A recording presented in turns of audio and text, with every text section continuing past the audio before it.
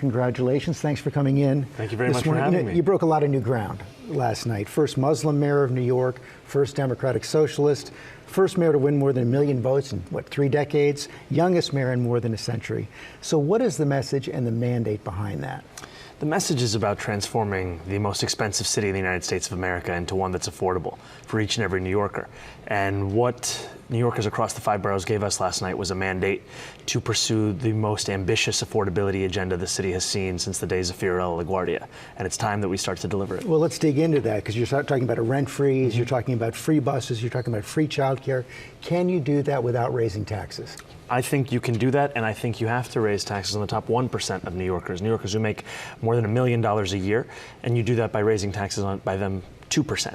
And then you also increase the corporate tax of New York State to match that of New Jersey. So that takes us from about 7.25 to about 11.5%, which is what we see in New Jersey. These things together raise about $9 billion, which more than pays for our economic agenda and also starts to Trump-proof our city. But are you worried that could drive a lot of job creators out of New York? So what I've heard from a number of business leaders is that the affordability crisis is also affecting their ability to attract and retain talent. The city's inability to provide childcare means that businesses often have to provide stipends for that childcare. Right now, the absence of universal childcare means that a family will pay around $22,500 a year, which is more money than many of them would spend if they sent that same kid to college 18 years later.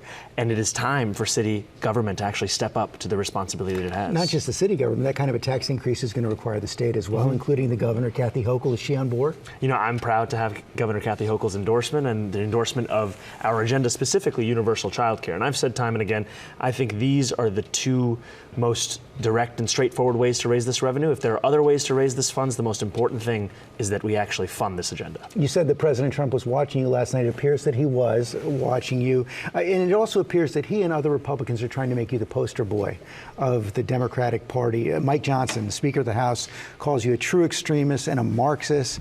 And he says now every House Democrat incumbent and candidate will co-own Mamdani's disastrous record in the 2026 midterms. How do you respond to that? Well, I'm looking forward to showing the power of an example here in New York City, an example of what it means to not just diagnose the despair in working people's lives as the cost of living crisis, but to deliver on it. And that's the contrast between myself and President Trump. He's someone who ran an entire presidential campaign on the promise of cheaper groceries and is now, as the president, making it harder for Americans to afford those groceries by cutting SNAP benefits. You worried he's going to crack down on New York City, maybe even do what he's done and tried to do in Portland and other cities, call the National Guard in? You know, I think that his threats are inevitable. I also know that it's time we actually call this for what it is. This has nothing to do with safety. It has to do with intimidation. If it was safety, President Trump would be threatening to deploy the National Guard